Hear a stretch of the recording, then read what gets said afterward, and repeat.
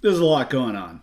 And I watch a lot of YouTube videos while I landscape, while I work around my house, put the headphones on, and tune into a lot of podcasts.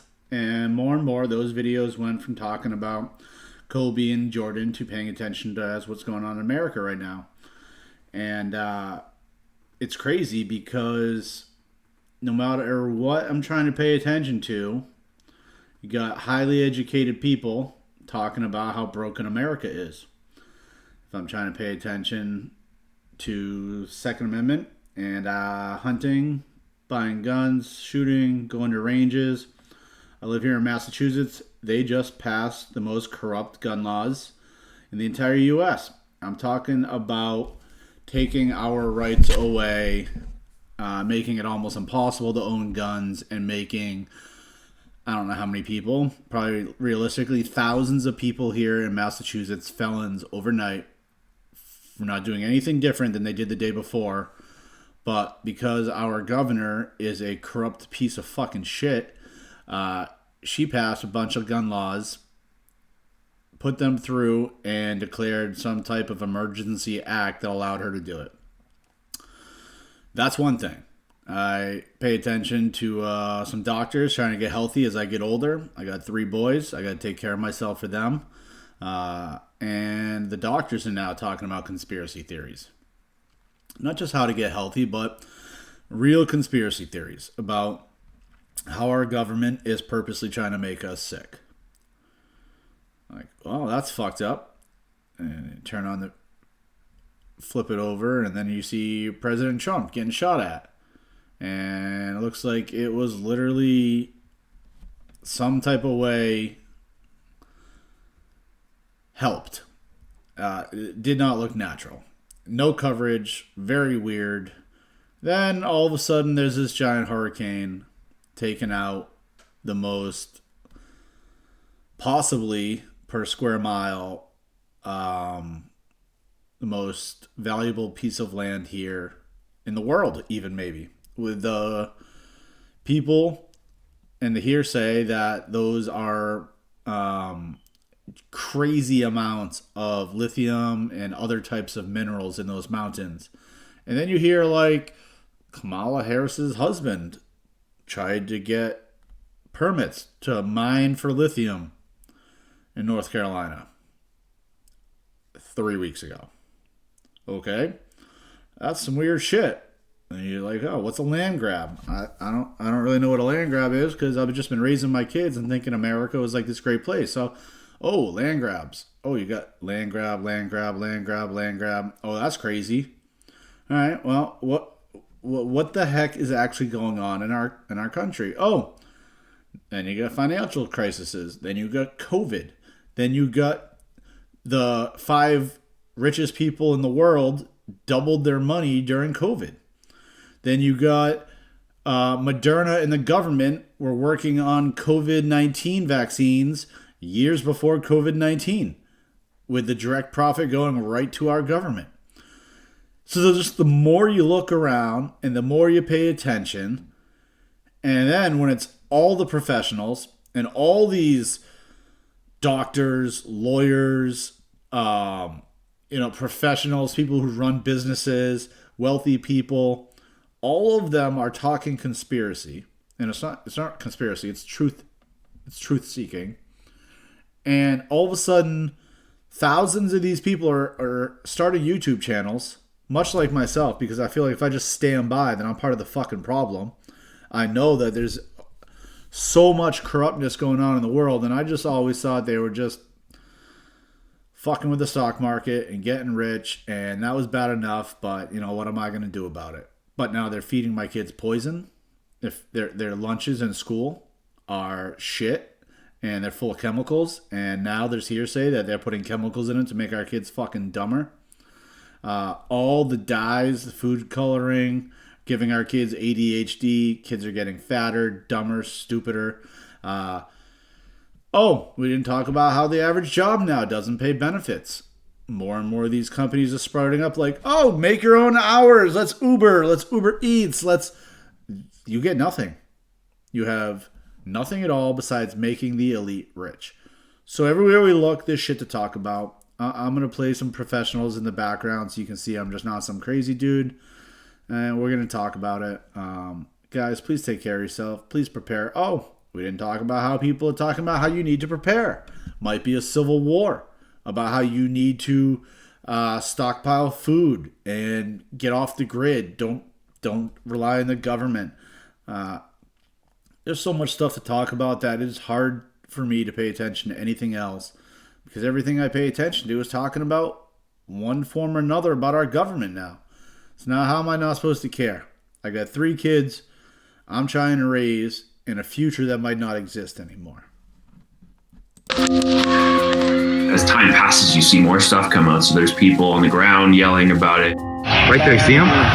He's laying down. You see him? Yeah, he's laying down.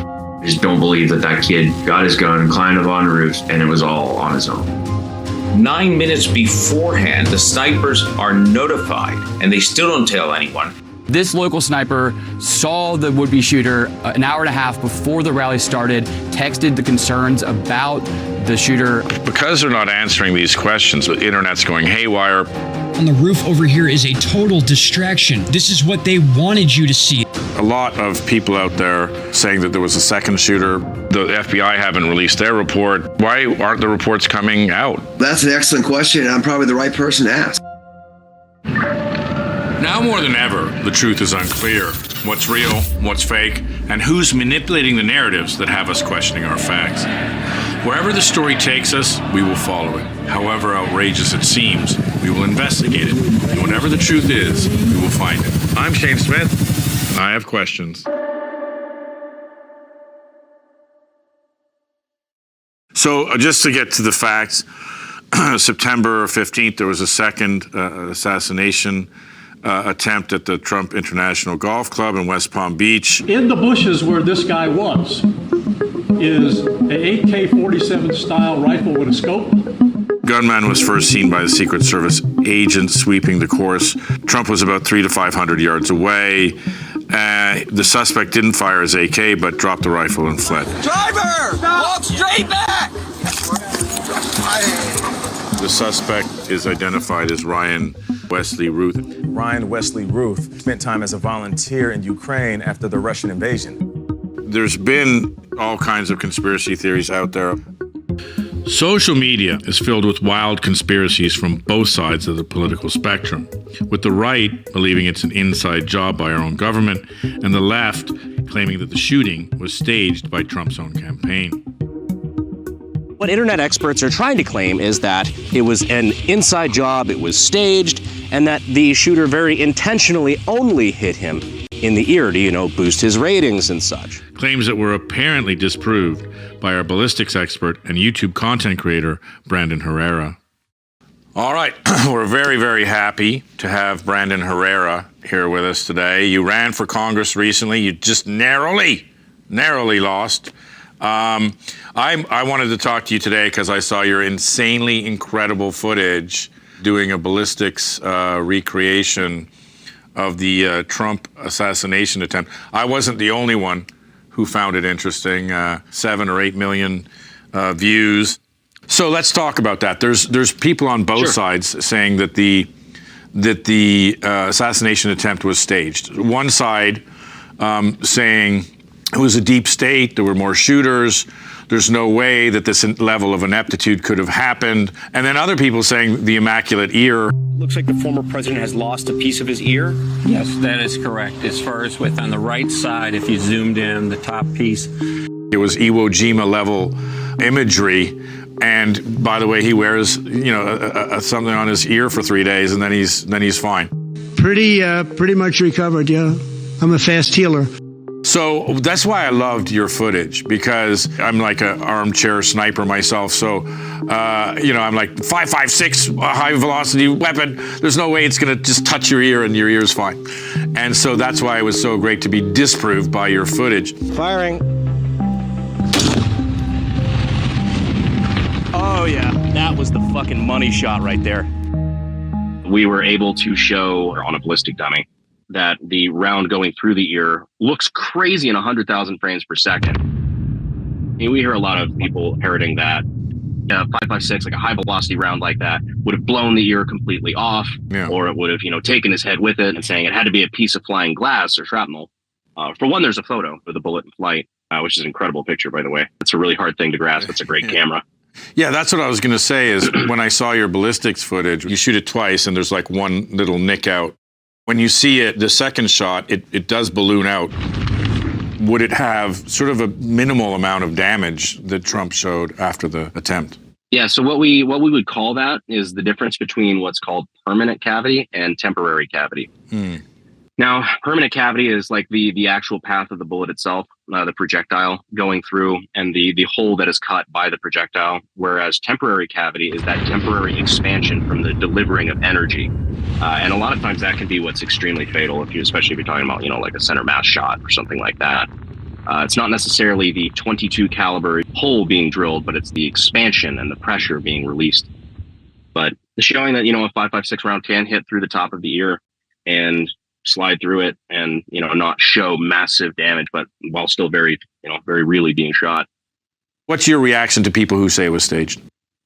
Starting on what wasn't true, a lot of people immediately were circulating that it was staged. The guy intentionally, shot his ear just to, boost Trump's ratings or whatever it was. And that's one of the things that we were trying to disprove is with the equipment that was used, that is an impossible shot.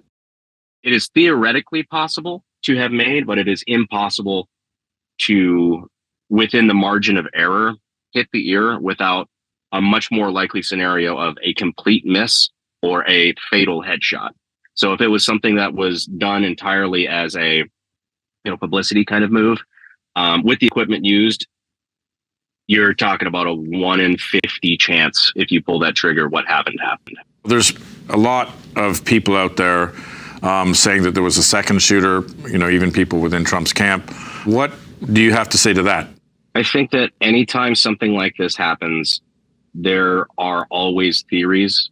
And now there's all sorts of stuff about a guy being on a water tower and things like that. I have not seen sufficient evidence for me to think that that is what happened. Right there, see him?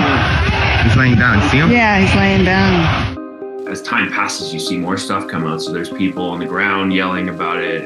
Yeah, look, there he is. Officer! They had Secret Service, they had local police, they had all kinds of people there, FBI. I just don't believe that kid wandered over, got his gun, climbed up on the roof, snuck around a little bit and took some shots. And it was all on his own. I just don't buy it. So we're talking to Dallas Alexander, who's a retired sniper, and his unit was responsible in Mosul for the longest confirmed kill, 3.5 kilometers. And you've worked on teams in charge of security for prime ministers in foreign countries, etc. And you're the highest grade sniper in the Canadian military. Is that true? Is that all correct? Yes, retired now though. Retired now, got it. How long were you a sniper for? I was in the military just under 17 years. I was a sniper for probably 16 of it. So you know what you're talking about. So obviously there's a lot of questions. We're talking to a lot of people about what happened for the attempted assassination of Trump. Let's just jump into it. What do you think happened? I don't think the guy that apparently took the shots from the 5.56 assault rifle from the roof, I don't think he did it on his own. To me, having done this a long time, both the sniping side of things, but also VIP protection and close protection and planning stuff for up to and including our prime minister here in Canada when he would visit places overseas. It's just the two most obvious spots that I saw as soon as I saw, the aerial footage of that venue was that roof that he was at, which was maybe 100 yards. Federal investigators have been up on the roof of the building complex where 20-year-old Thomas Crooks got access to a clear line of sight at the former president. And then a water tower that was also within the same picture. Once you look at this water tower in a 3D mode, there is no better shot to take than being on this water tower. It's just too obvious to me, in my opinion, having that many tactical professionals, whether the level of competency varies, but they had Secret Service, they had local police, they had all kinds of people there, FBI. And to have it just deemed, we just overlooked that concern. I just don't buy it. So whether it was someone turning a blind eye or a bigger plan in general to have something crazier happen. The official story is that basically the Secret Service and local police, it was just they fell down. It was a failure on their part. And so you're saying, in your professional opinion, you don't believe that that's true, that he had to have some help somewhere. Yeah, so just tactically speaking, like that roof would have been deemed priority number one. It doesn't even take a professional. Like you could put a child out there that plays Call of Duty, I think, and be like, yeah, you have to watch that building right there. I think there was help from someone that knew what was going on. How? How would they help them, for example? Oh, there could have been a million ways, depending on how far down an assumption rabbit hole you want to go. From, just it could be as simple as 1, 2, 3, 4, 5, 10 people just turning a blind eye to his approach, or somebody guiding him to that place. To me, the whole thing makes no sense. And I actually think the more these people talk, the more suspicious it seems. I know that there's been allegations that that I personally cut, or that I denied requests. The Counter-Surveillance Division has been out there supporting the former president's detail. This morning, NBC News has confirmed reporting that the Secret Service denied earlier requests for more security resources from Trump's security detail over the past 2 years. This is something that's important. If you do the breakdown of who was there that day, I would like to know what the percentage of Secret Service were there, what the percentage of Homeland Security investigations was there, and what percentage was local and state assets. Because when you're not working together and you're diversified like that, there are going to be problems. All right, Frank Loveridge, we want to thank you for being on the show today. 22-year veteran of the U.S. Secret Service, special agent in charge of Forensic Services Division, crime scene investigations, among others. Your presidential protection was, I'm going to say, bipartisan. Both George W. Bush and Barack Obama. You're an expert on all matters Secret Service, and I want to start with a quote. It says, "We, the Secret Service, win before we go to war." What does that mean? So I can't take credit for that. Sun Tzu said that in The Art of War. Okay, good. That's correct. But what was said was that victorious warriors win first before they go to war. But defeated warriors go to war and seek to win. What that means is we win by doing an advance. And if we fail in that advance, or we fail to execute that advance, we become defeated warriors. So let's build that out. The advanced teams go out and they do a lot of work, and I think that people don't understand exactly how much work there is there. So there is. Like what type of advanced work do you do? There's an agent assigned to every single site, and that agent has a counterpart from the local field office. And they go out and they put together a protective plan for the site they're responsible for. At that site, you're going to have Special Operations Division. Those are the tactical teams, such as your counter-assault, your counter-surveillance units, your protective intelligence division, and of course, the counter-snipers, to make sure that anything that is in play is taken out of play. Now that's what's supposed to happen. That's what's supposed to happen. And so that brings me a lot of follow-up questions. It just seems like there's so many things that fell down from what you just outlined as, 90% of our work is advanced. Well, it doesn't seem like a lot of that work was done. SWAT team members who were assigned to take up positions in defense of former President Trump in Butler, Pennsylvania, and they told us they had no communication with the Secret Service until after the gunfire started.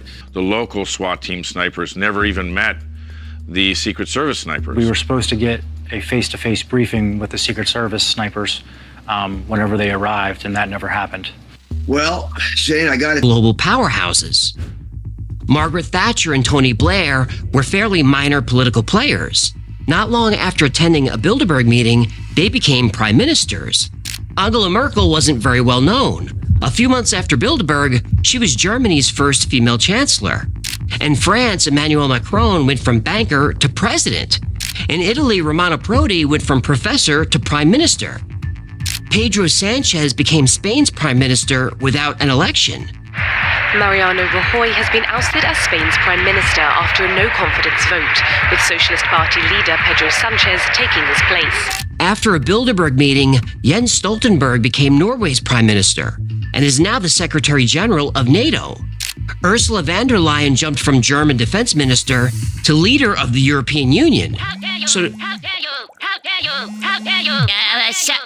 about that. Hold on, let me put that on silent. My bad. Yeah, go ahead.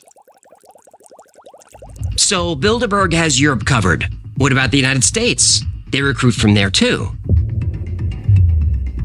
What does a governor of Arkansas have to do with international policy? Why was he at a Bilderberg meeting in 1991? Nobody knows. But a few months later, Bill Clinton announced his run for president. To provide that proven leadership is our challenge in 1992, and that is why today I proudly announce my candidacy for President of the United States of America. By 1993, he was in the Oval Office. Oh, you know who else was in his office? I want you to listen to me. I'm going to say this again.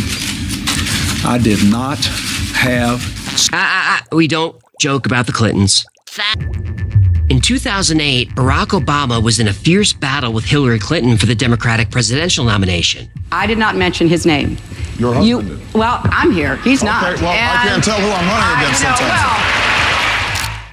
During the campaign, he attended a Bilderberg conference, which raised questions. Why was this inexperienced politician mingling with the global elite? Nobody knows. But a few months later, he clinched the presidency. Kristen Sinema, a little-known congresswoman, attended in 2018. Then she became a pivotal U.S. senator. This pattern spans decades. Maybe the Bilderbergers simply have an eye for talent. Nope. Maybe these people rose so quickly because they were extremely intelligent and competent. Nope. Or maybe they were handpicked for roles in an even more exclusive, secretive, and powerful organization. Yahtzee. The Bilderberg Group focuses on the United States and Europe. But to create a one-world government, you'll need to influence nations around the world. It's been rumored that Bilderberg is a vetting process, an audition for a role in an organization that nobody really knows about, but has tremendous global influence, the Trilateral Commission. The Trilateral Commission wants free trade everywhere. Why? To promote economic integration and interdependence. Using a single currency also helps. Created in 1999, the euro is now the official currency of 20 countries and accepted in 13 more. Trilateral Commission members and associates also have their fingerprints all over the 2008 financial crisis.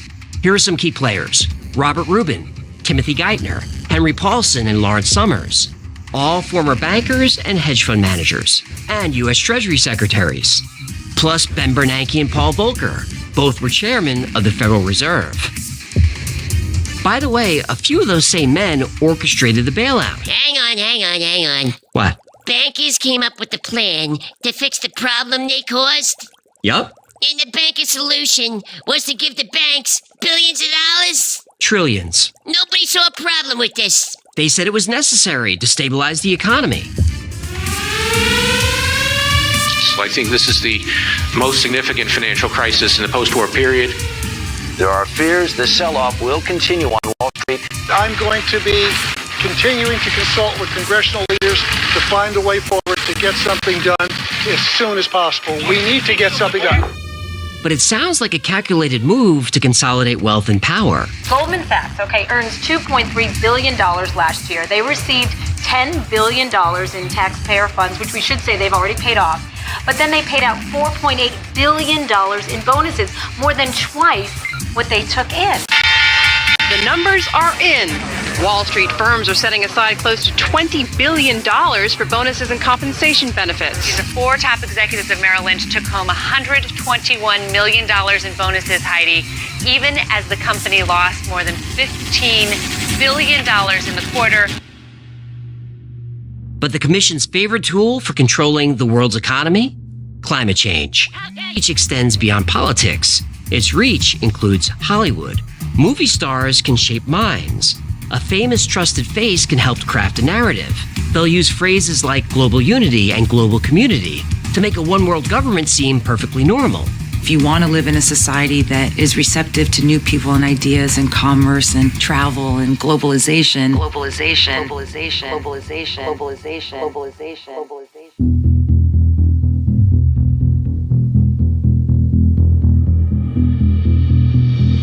Why is George Clooney so political?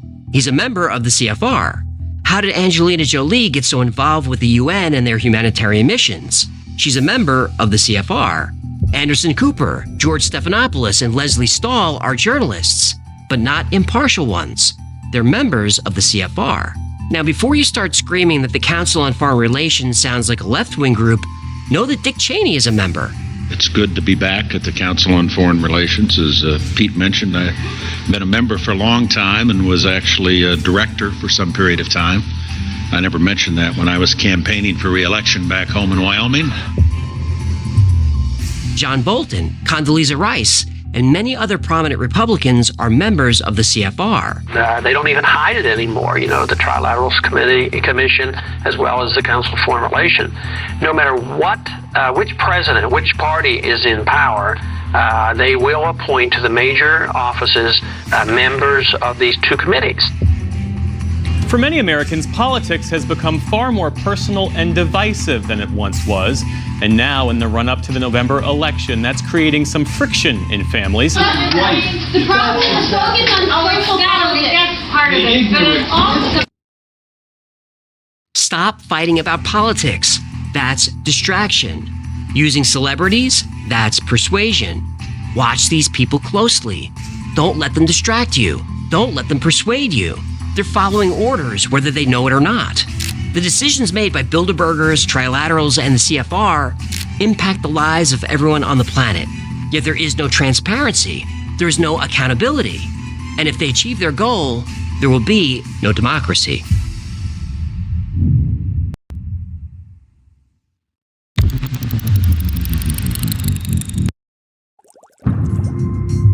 They want you to argue with your family and your neighbors. While you're on Facebook or Twitter bickering over politics, you're not really paying attention. But here's a little secret. The people within these powerful groups, regardless of party or ideology, don't hate each other. They work together. They push for centralized global power and interventionism. Interventionism means war, by the way. They say their policies will bring prosperity and stability. But all we've seen is rising inequality and war after war. Their policies have failed. Yeah, their policies brought prosperity and stability to their offshore bank accounts. That's true.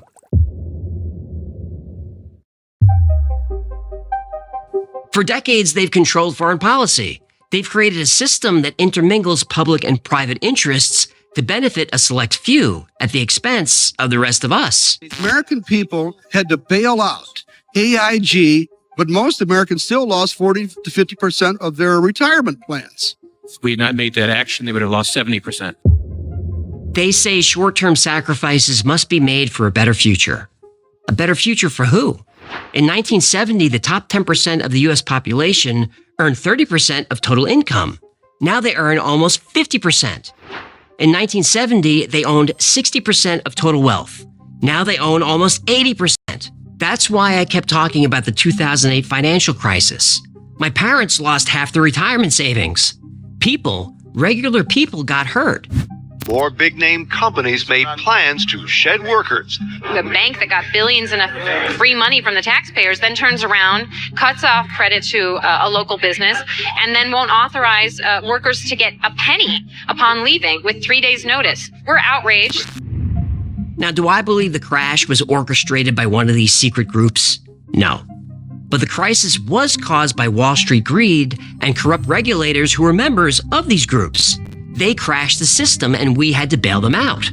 This is mom and pop grocery stores don't get this break. When they make bad financial decisions, they go out of business. But the rich and famous Wall Street, New York City fat cats expect Joe's six-pack to buck it up and pay for all this nonsense. We were told they're too big to fail. We could lose our homes. The economy could collapse. We have to bail out the banks, insurance companies, big car manufacturers. It's a global financial crisis, so please take our money. Take our money, raise our taxes, raise them. And they did. And those companies were saved. And wealthy executives got even wealthier. Bear with me for a second. Our taxes funded these bonuses. James Gorman of Morgan Stanley got a $4.9 million bonus. John Stump, Wells Fargo, almost $6 million. Lloyd Blankfein, Goldman Sachs, $9 million. John Thain, Merrill Lynch, $15 million bonus. Kenneth Chenault, American Express, almost $19 million. Vikram Pandit, Citigroup, $24 million. Jamie Dimon, JP Morgan Chase, $29 million. Robert Kelly, Bank of New York Mellon, $35 million. Lawrence M. Small, Fannie Mae, almost $43 million. While regular people lost their homes, savings, and retirement accounts, Citigroup cut Andrew Hall a bonus check for $100 million. I just read you the top 10 list. In total, about $20 billion was paid to bankers as bonuses after the bailout. Every executive and politician involved in that crisis should have gone to prison. Instead, they bought more homes, yachts, and private planes, and we paid for it.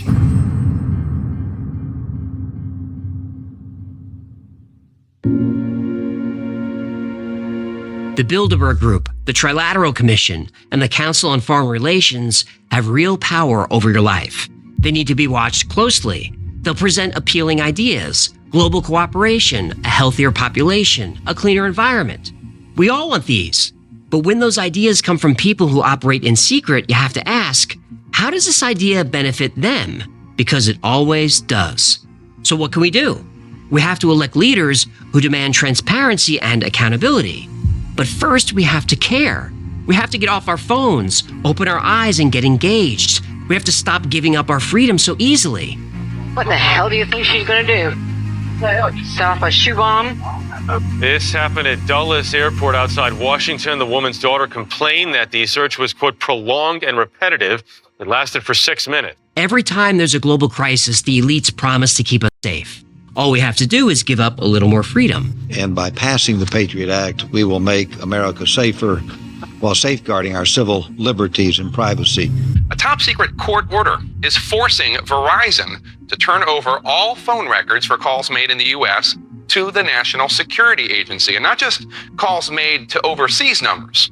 When you call grandma in Nebraska, the NSA knows. During the past week, we have heard about a series of major violations of our civil liberties, including the fact that NSA is collecting the phone records of tens of millions of Americans.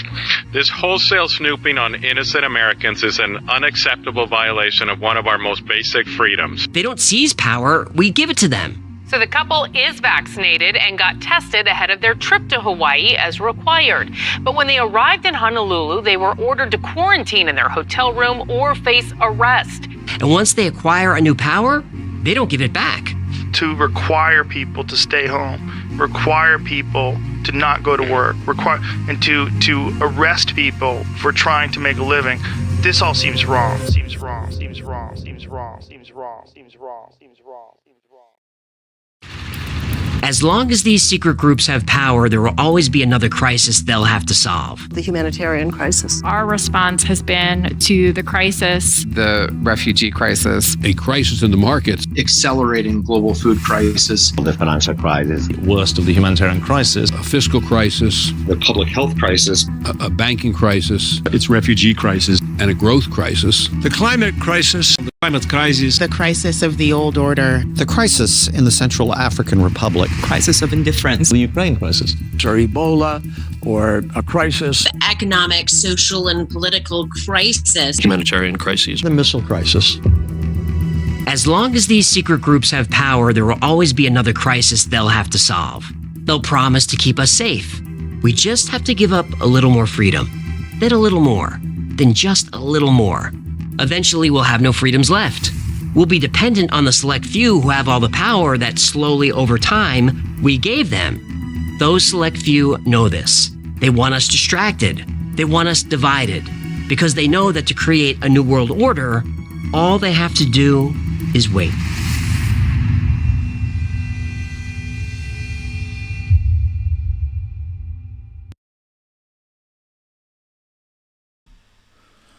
All right, guys, that's AJ and Hecklefish on the Y-Files. That's one of the best shows there are on YouTube. Obviously, they stream that in other locations as well. I highly suggest you go watch it. There's a ton of educational episodes like that talk about real-life stuff, and then he ties in stories and stuff as well.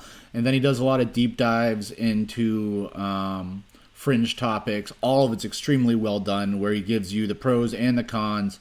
And if anything, he doesn't give his opinion enough. But that's an episode talking about real life things that happened that are framing this world we live in of poverty and greed.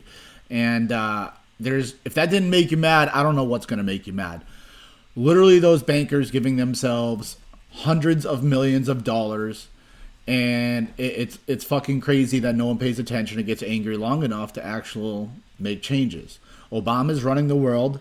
Biden's gone. Kamala Harris is the appointed Democratic presidential candidate, which is crazy because no one voted for her. The entire country's in shambles. You got hurricanes hitting where they'd never hit before. You got reports of all sorts of government interference. Guys, it goes on and on. Our food is poison. If you're still with me at this point, thank you so much for watching this late. The reason I'm showing you such large pieces of other people's videos is because you're not going to believe it coming out of my mouth, at least not right now, not till I gain a following and you guys realize that I'm not going to sit up here and preach bullshit. I may throw out some conspiracy theories that we need to sift through and find the facts from the fiction, but that's because our government is so fucking shady. Anyone see anything come out about the Trump assassinations? No. The things we did see were lies, sloped roof, false social media accounts that even the owner of the social media accounts came forward and said, that wasn't him. What are you talking about? Everything is wrong, okay? And we're leading into the election. They're going to try to kill Trump again. They're going to fake the outcome. They're not going to let Trump be president. There's so much to pay attention to on all aspects of our life. I'm going to hit real quick on Massachusetts gun laws. So a few weeks ago, they put in new Massachusetts gun laws that require a whole bunch of guns that you used to be able to own with a FID card, which is a federal identification card. It's what they gave you to own a gun. If you wanted to own a pistol, you got an LTC, a license to carry. But besides that, you didn't need an LTC for anything. Well, they declared some type of emergency and tried to put this law into effect. The people gathered up almost double the amount of signatures we needed to stop it. And then our super corrupt governor, declared some type of emergency act and pushed the law through anyways. This gun law literally takes people like my dad and people like other people's fathers, and it affects everybody, young people, old people, everybody in between. But the old people I feel the worst for. So here's a story. I was in my local gun store a few days ago, and I'm talking to him about the new gun laws and talking to the owner, very, very educational, smart man here in my local gun store. And we're going back and forth, and he tells me a story about how this 80-year-old veteran walked into a store and was literally in shambles and was crying because he heard about these new gun laws and he didn't have his LTC. So all of the guns he owned were now illegal under the new laws. You're not allowed to own semi-automatic shotguns, which is crazy. Pump shotguns are actually more dangerous. You're not allowed to own semi-automatic rifles unless you have your LTC now. So this literally 80-year-old man came into the shop crying because he was now breaking a whole bunch of gun laws. He went to the local police department, and they refused to help him and said that he had to do everything online. This guy goes, I don't have a computer. Even if I did, I wouldn't know how to go on there and fill out the necessary paperwork. Police say, not our problem. Thanks for your service 50 years ago. Go fuck yourself.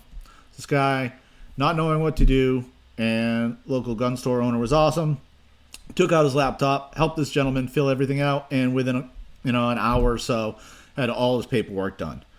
This is happening to thousands of people across Massachusetts right now who just woke up one day later and half the laws they were now breaking, causing them to be a felon.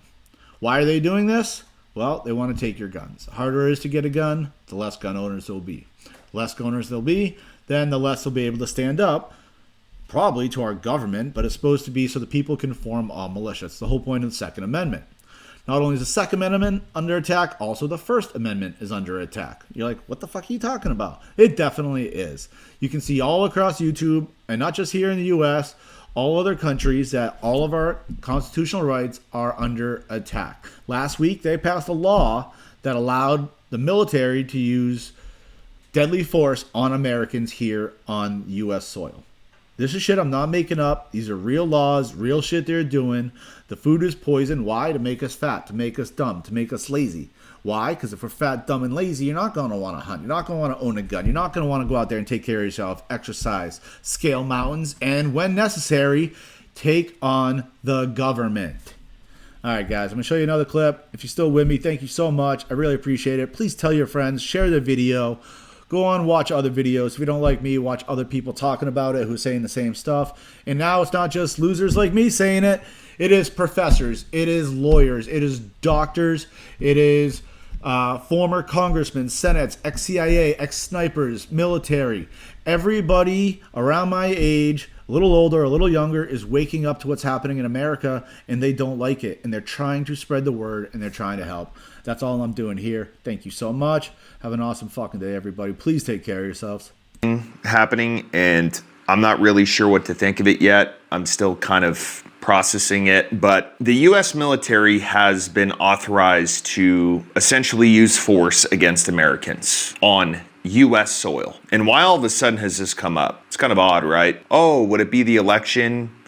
Oh, are they trying to, I don't know, cheat? I mean, if you listen to Kamala Harris's interview with Bret Baier, the woman can't answer a single question directly. Like, hey, what is your name? Well, you know what? I grew up in a small town and my mother was Indian and we are doing a lot for this country. No. How many illegal immigrants would you estimate your administration has released into the country over the last 3.5 years? Well, I'm glad you raised the issue of immigration because I agree with you. It is a topic of discussion that people want to rightly have. And you know what I'm going to talk about. Yeah, but do you, just a number. Do you think it's 1 million, 3 million? Brett, let's just get to the point. Okay, the point is that we have a broken immigration system that needs to be repaired. So your Homeland Security Secretary said that 85% of apprehensions. I'm not finished. We have an it's a rough estimate of 6 million people have been released into the country. And let me just finish. I'll get to the question. I promise you. I was beginning to answer. And when you came into office, your administration immediately reversed a number of Trump border policies. Most significantly, the policy that required illegal immigrants to be detained through deportation, either in the U.S. or in Mexico. And you switched that policy. They were released from custody awaiting trial. So instead, included in those were a large number of single men, adult men, who went on to commit heinous crimes. So, looking back, do you regret the decision to terminate Remain in Mexico at the beginning of your administration? At the beginning of our administration, within practically hours of taking the oath. Just answer the fucking question. For everyone who's considering voting for Kamala, that should be a pretty big telltale sign that she has no idea what she's doing. Or she's simply lying through her teeth. So, where are we going with this? There is a new directive from the DOD. And it is right before an election. In fact, less than a month away. Now, I'm going to read some of this because it is astonishing what this says. As the U.S. prepares for one of the most controversial and closely watched elections in its history, a concerning update to DoD Directive 5240.01 has quietly been put into effect. Reissued on September 27, 2024, this directive governs the Department of Defense's intelligence activities and now includes provisions authorizing lethal force in certain circumstances when assisting civilian law enforcement. While the directive forbids assassination, it opens the door to lethal interventions under national security conditions. So what does this mean? What's happening here is if for some reason Trump loses, which he's not going to lose, but if for some reason he does or something happens, he doesn't end up in there. They're thinking that there's going to be another type of January 6th happening, except they're going to handle it very differently. Essentially what they're telling people within this is that if you try to protest again, if you try to do another big protest at the Capitol, we're going to kill you. We're going to use the military to kill you. Don't believe me? Let's read on. In the 2016 version, the directive primarily focused on intelligence collection and ensuring civil liberties protections for U.S. persons. It emphasized strict oversight and need for authorization before collecting U.S. person information. However, the 2024 version expands the military's role, particularly in assisting law enforcement, and authorizes lethal force under specific conditions. So a lot of you may be asking, well, Dan, what are their rules for engagement? No one knows. It doesn't say. This is what it says as far as if they can engage you and when they can call in the military for a civil issue. The Secretary of Defense may approve any type of requested permissible assistance described in paragraph 3.2. The decision to approve requests for these types of permissible assistance described in paragraph 3.2 to law enforcement agencies and other civil authorities are reserved to the Secretary of Defense. And here we go. Provision of personnel to support response efforts for civil disturbances, which may require presidential authorization. So what they mean is a disturbance. What is a disturbance? Is that people protesting? Is that people upset about an election? Is that, I don't know, people gathered around the Capitol? Is that what you mean? And lastly, assistance in responding with assets with potential for lethality or any situation in which it is reasonably foreseeable that providing the requested assistance may involve the use of force that is likely to result in lethal force, including death or serious bodily injury. So I think the question has to be asked, is the military going to follow these orders? I think it ultimately depends. If we get some woke person in the military that's a dude that's wearing makeup and a bunch of other stuff, they're probably going to be stoked about it. But what about all the other people? Are you going to sit there and say, okay, well, maybe my dad's out in the crowd, maybe my mom, my sister, my brother, but I've got orders to essentially kill people if there is a civil unrest? Where was this during the BLM riots? Where was it? Where was the writing where it says, you protest peacefully or we'll shoot you? Where was it? But no, January 6th was so bad. Dude, it was nothing compared to the BLM riots. Nothing. Not even close in any form of the word. But no, because there's an election coming up and because, I don't know, they're all scared of us. I think it's important that everybody knows this because who knows what's going to happen with this election. I truly believe in my heart that Trump's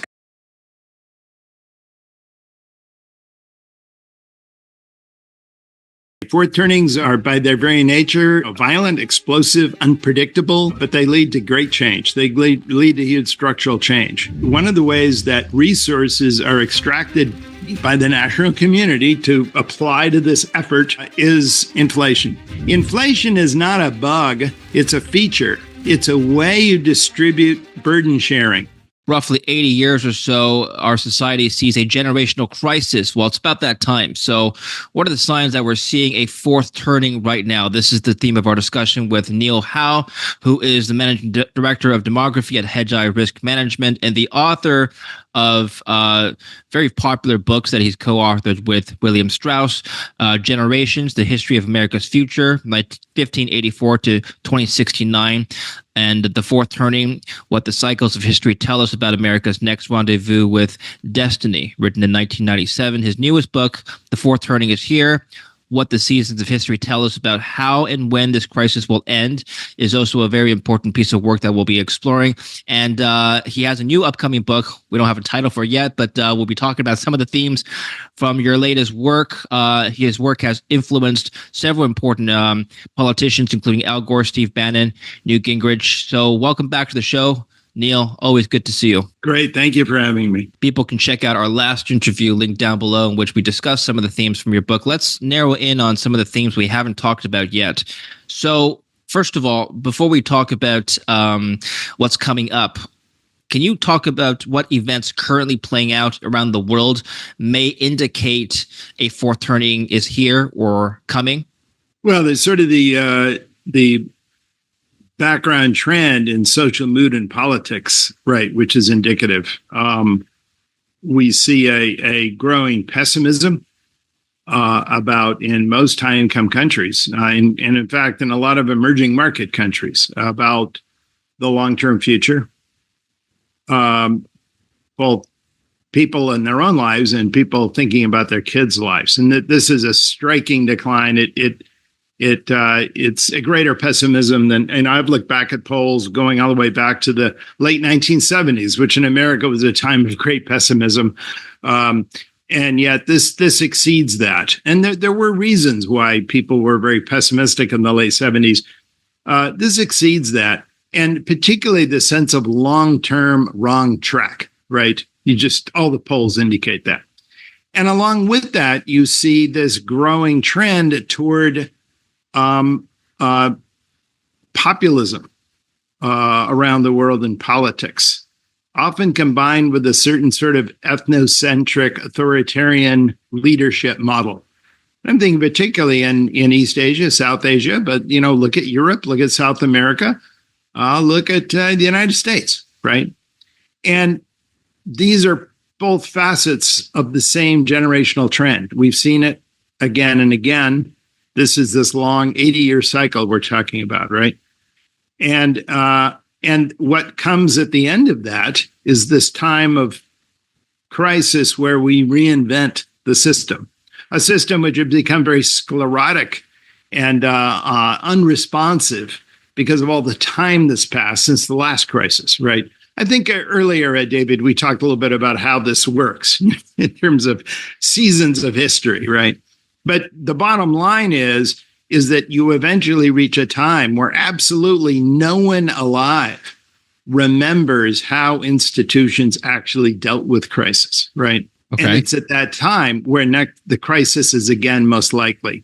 And that is absolutely a pattern of history. And that was part of the whole point of the book, is to see how that works. And this is why I talk about different types of generations, why we have boomer-like generations born right after a crisis, usually coming of age, storming against the strong institutions built by their parents, often their war-winning fathers. And how after that, the system disintegrates, right? We call this the unraveling. We become a much more individualistic society. We find it very difficult to respond cohesively and collectively to collective problems.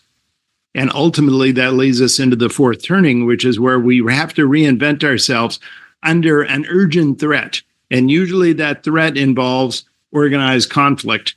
And this kind of brings us totally around, maybe to where you want to go, David. I don't know, but it brings us around to the two types of civil conflict we see, which is internal, external, or both at the same time, where we've seen all of those historically. Before we continue with the interview, I'm going to tell you about another way you can invest your Bitcoins and store them safely instead of using yet. So let's talk about that. Well, we may be closer to that than you think. What is a nullification crisis first?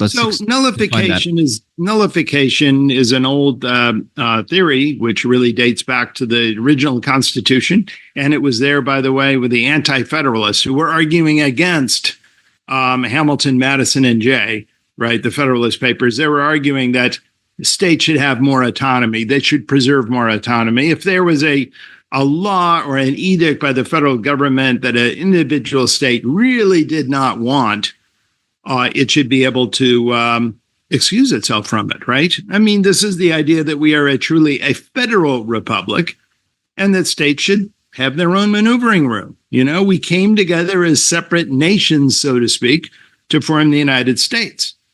And this was actually promulgated by both Jefferson and Madison in the Virginia and Kentucky resolutions in response to what John Adams did with the alien sedition laws. This is in the late 1790s. And it came back again and again in the antebellum era with Calhoun and the tariff crisis, and ultimately with the Civil War, which led us into, that was the ultimate, and not just nullification, but secession, right? This is when the states decided to secede. But it has come up since then. In other words, at what point can a state decide to opt out of certain federal arrangements? I think one way of thinking about this, David, is there a halfway house between full compliance with everything that federal Congress does and secession, right? That's nullification. So let me give an example. Sure, Greg Abbott, when he wanted to actually send out his own Texas police to police the borders. He claimed this was an invasion, and he claimed this actually was a contingency anticipated in the Constitution. You can look and it has a little phrase, about governors and invasion. They have a certain freedom to act. And he said, this is, and well, the Biden administration said, now you crazy? The governors don't have the capability. They can't do anything about the border. That's totally a federal responsibility. So do you see an example here of nullification? What if you had 5 border states suddenly saying, all of us, we're just going to do this ourselves. Are you going to stop us? Right. Well, this is exactly what happened. So to illustrate your point, let me just show my screen here. So Texas Governor Greg Abbott has vowed to defy a federal government agency that has instructed him to remove constructions from Fronten Island, situated in the Rio Grande between the United States and Mexico. Okay. Abbott has made the pledge on September 9th in a letter sent to President Joe Biden and Vice President Kamala Harris after the U.S. section of the International Boundary and Water Commission told the Texas General Land Office to restore Fronten Island to pre-construction conditions. So he launched in 2021 Operation Lone Star in a bid to prevent illegal border crossings from Mexico. And actually, the Texas National Guard, according to this article, complied. So they've constructed razor wiring fencing and other barriers along the border. What is the recourse here, if any, from the federal government? Well, the recourse is that you got a federal court to say this is something states shouldn't be doing. States need to back down, and the assumption is, of course, that federal supremacy. Federal courts have supremacy over states, right? But the question then is, David, what if the states don't back down, right? What if the state governor basically says, wait a second, I'm not. We also saw something like that, by the way, during the civil rights. You remember this back in the late 1950s, early 1960s, when many states refused to integrate their schools, in conformance with Brown v. Board of Education. And in one instance, Dwight Eisenhower sent in the U.S. Army, sent in the 101st Airborne. And they had to clear a square in the middle of I can't remember which town it was. It might have been Montgomery, but with bayonets. But now that turned out to be not a flashpoint. Today, though, when you see, and this is the difference between now and then. Back then, the Southerners were a regional oddity, I think, as one way to describe them in the eyes of most Americans. The two parties actually were very similar on most issues, David. There wasn't much polarization between the parties. And in fact, by the late 1950s, the biggest complaint for many Americans, certainly American political scientists, was the two parties were too similar. Couldn't tell the difference, on any issue, really. Both parties plausibly had an argument for taking leadership in civil rights. That is not true today. Today, the two parties stand for completely mutually exclusive views of what America is culturally, socially, what its future ought to be, right? I think today you really have the groundwork for that parting. And I would say, people ask me about the election. I'm not so worried about the election. I'm worried about the week or two after the election, because I think this is going to be an enormous disappointment. Well, half the country is going to be disappointed. Yeah, for sure. Yeah. And so how would theoretically a nullification crisis play out after the election? Well, what it would do is there would be one or two issues. It may be a tax issue. It may be a regulatory issue. It may have to do with regulating the schools. For instance, on some gender issue. You don't know what's going to cause it. I mean, if you go back at these things historically, it's amazing how trivial the issue could be. You look at the causes of the English Civil War, for instance. They had to do with rather arcane matters. But what it's going to be is it's going to be some one or two issues. They may involve immigration. They may involve some cultural issue in the schools. They may involve certain kind of taxes that or economic regulations that the state doesn't want to enforce. But what will happen is they will not enforce it. The administration will say, well, you must enforce it. And the states will kind of, a number of states will band together and they say, well, we actually don't. And ultimately, you see where this leads, David, is the states say, in effect, we're not going to enforce it. We're here on the ground. We're not going to collect these revenues or enforce these regulations. And in effect, the communication of the federal government is, what are you going to do about it? And that then becomes a standoff of authority. And then if the federal government does not enforce its will, well, then of course the gate is open. Then states can start doing other things. You know what I mean? And by the way, this came up historically, David, in the Civil War, when the states seceded, and this is, they all seceded. They actually formed a confederacy even before Abraham Lincoln even got into office. We swore in presidents later than we swore them in March, right? So that 5 months, everything had already happened before he even came into office. And many people came to him and said, let the South go. Many abolitionists, David, said to Abraham Lincoln, let the South go. I mean, they're gone. Now we can actually do all the reforms we wanted in the United States.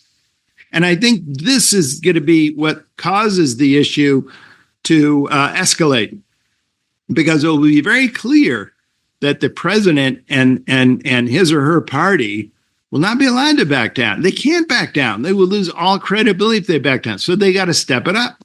The other side will step it up. You see how this works. These things never start intending to be a conflict, but they end up as a conflict because both sides can't back down. People have often asked me, by the way, whether or not, we can't just have a peaceable secession. If you do that in opinion polls today, there's actually a lot of Americans, maybe 30, 40% say it would really be better if we just seceded. Red zone states go one way, blue zone states go another. But you look historically, David, there has never been an example of a large state that's actually been around for a while navigating a peaceful secession. It has simply never happened. And there are reasons why, and I'm trying to explore the reasons why it doesn't happen. Would there be a peaceful legal path to secession in place right now, such that maybe by referendum, perhaps? Well, there is no legal path within the Constitution, as each side interprets it. It would have to be facts on the ground. Look, the legal right for states to secede was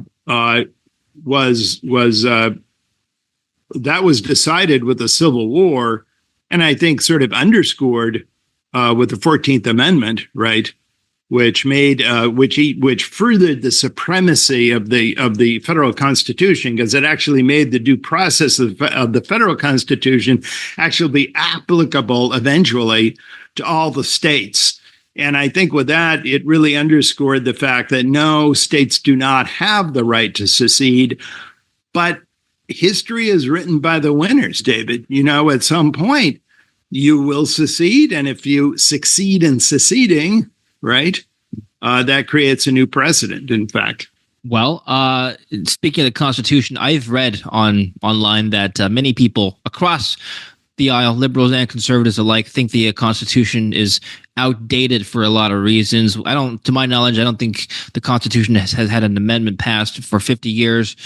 Is it going to get another one, do you think? Well, there's an Article 5, which gives you all the procedures for amendment. As you know, there are two ways to amend. One is a supermajority in both houses of Congress and supermajority, a supermajority of the states. The other way is to hold a new constitutional convention. That second way has never been tried.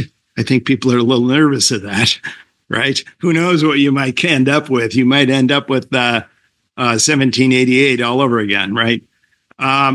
But I think that if it happens, it would be in the midst of a crisis. I could not imagine this nation voluntarily going into a new constitutional convention.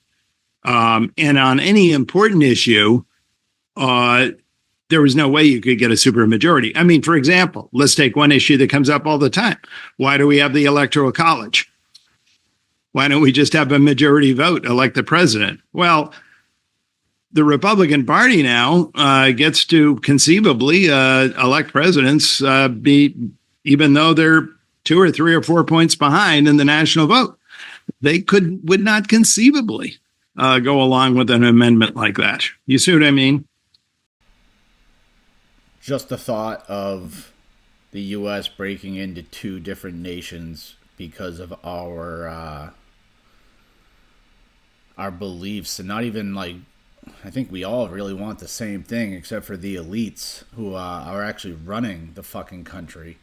But because of our political beliefs, it's crazy to think that some people think the U.S. is going to have to split in 2. Then, there's no peaceful way to do that. I have family on both sides of the U.S. So, say we split, and all of a sudden 5 years go by, because this is the plan.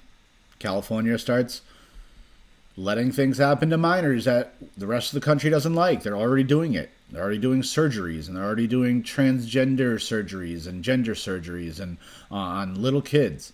So say they start doing other things at minors, and then saying that there are no rules for minors. And the next thing you know, which they're already doing, they're sexualizing the kids over there. You think half the country over here is going to be like, well, that's okay. No, we're going to fucking do just like we did for the Civil War. No slavery. No fucking with our kids.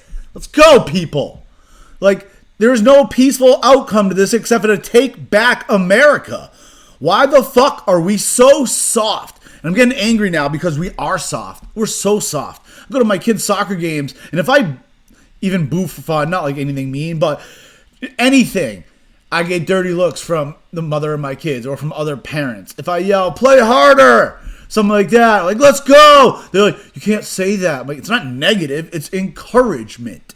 Like, half these people have never played a sport, and they're telling me, who have played my whole life, how I'm supposed to encourage other kids playing sports. It's like the gun owners making laws for the people who don't fucking... The gun owners don't own guns, making laws for us who use them to protect ourselves and to hunt, and because it's our fucking right. And them telling us we don't have the right for free speech or for a platform to speak our minds, that they're going to take it down. You know, Kamala Harris saying that we shouldn't be allowed to have our own podcasts and our own YouTube channels, that it's a infringement on constitutional rights and it's a terrorist act to this country and shit like that. This is an astonishing sentence here that comes out of Kamala's mouth. I'm not exactly sure when this is, but she'll have to disavow it now and talk about it, because this is really quite astonishing. Let's listen in, even though I know this is difficult for some of you. He has lost his privileges, and it should be taken down. And the bottom line is that you can't say that you have one rule for Facebook and you have a different rule for Twitter. The same rule has to apply, which is that there has to be a responsibility that is placed on these social media sites to understand their power. They are directly speaking to millions and millions of people without any level of oversight or regulation. And that has to stop.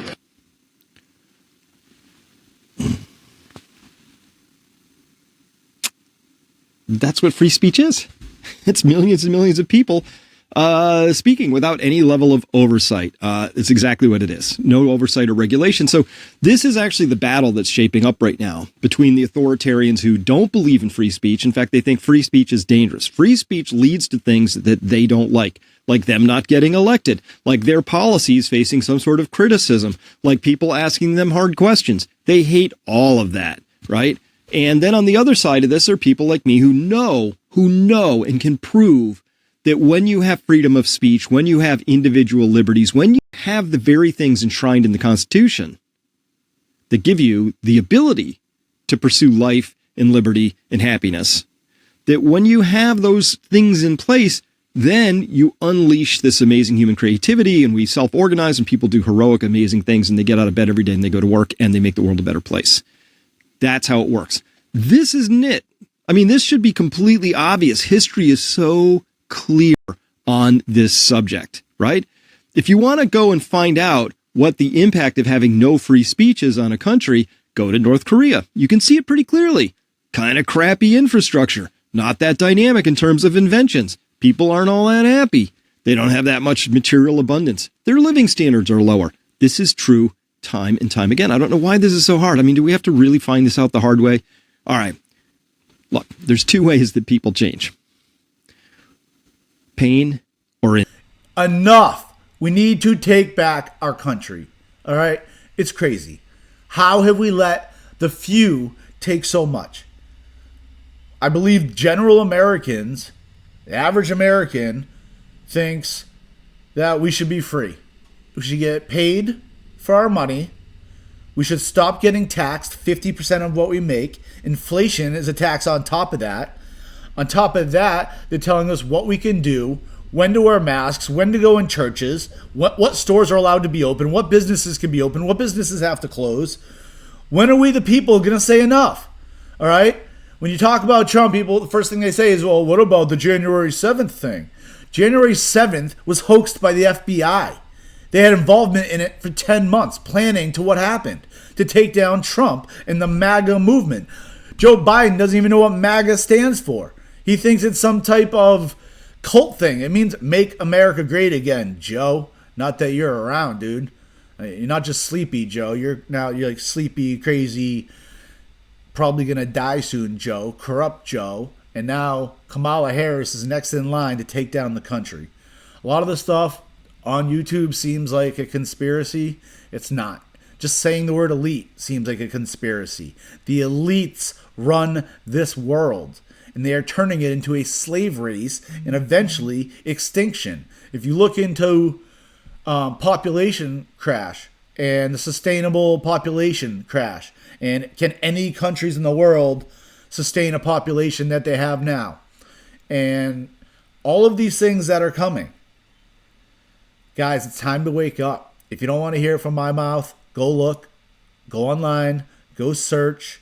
All right, go look at these people who are pulling out real articles. All right, go find AJ on Y-Files. The show is awesome. All right, you get a lot of fun and you get a lot of fear.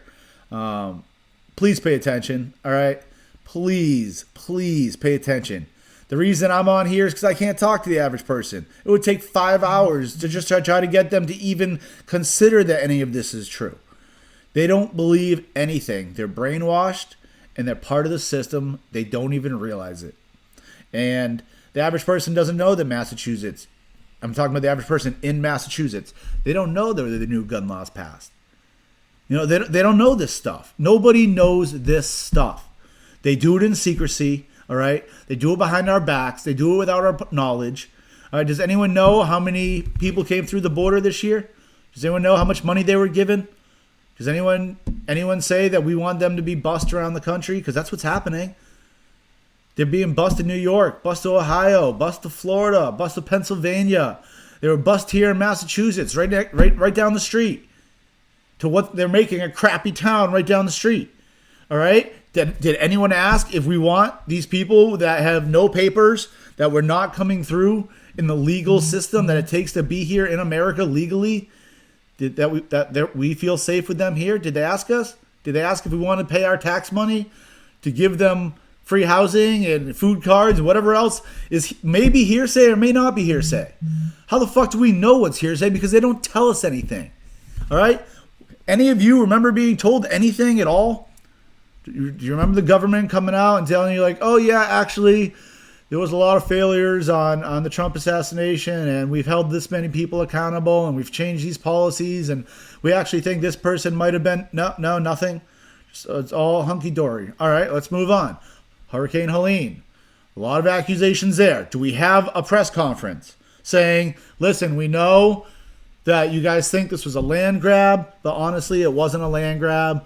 It was just a weird hurricane. We're going to gather our troops. We're going to pay back these people. We're going to buy them homes. There'll be no corporations moving in, and we will not allow any mining. No, just no information. Nothing. Nothing coming out. No actual news reports. No presidential that I know of press conferences telling us the actual situation. Flying in. Thousands of troops dropping down. No efforts for gathering carpenters around the U.S., paying them double the minimum wage to come rebuild these homes. Nothing. We can't do stuff like that. I'm pretty sure we can.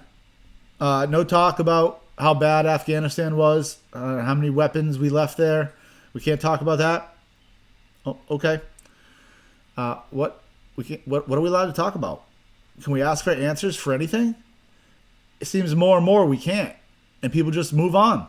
They just move on. They expect it. Guys, this is not the America that our parents built.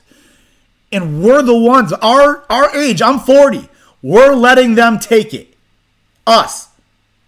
All right? They're taking the country that our fucking parents died for in the wars and our grandparents died for. Almost all of us. Almost everyone watching this video and the people not watching this video probably all had at least one grandparent or great-grandparent that fought for us to fucking be here. And we're letting scumbags in suits with 5-6 houses who rape little boys and girls on islands and hang out with all of them and tell us they weren't part of it. We're letting them take America! You guys, get outside. Get some sun. All right? It's good for you. Lift some weights. Run. Hang out with your kids. Laugh. And prepare for the future if it gets shitty. All right? Thanks for watching. You know, as a leader, you gotta be able to take the good with the bad, man. You can't just, because the ship's sinking, all of a sudden I'm gonna jump off and swim to another ship like that. You don't do that, right? You can win championships in front of everybody, and you could miss the playoffs in front of everybody. You gotta be able to take both sides of it. Well, I mean, here's why practice was important to me. Not from just the standpoint that I enjoyed playing. Like, I enjoyed being there. I enjoyed getting better. But as a leader of a team, it's also your responsibility to elevate the rest of the guys. And when people tend to get stuck on a lot and say, okay, the way to make players better is to pass them the ball when they're open. That's a very trivial way to look at things. What you have to do is you have to get them emotionally to want to be better. You have to get them to an emotional space where they wake up every morning driven to be the best version of themselves.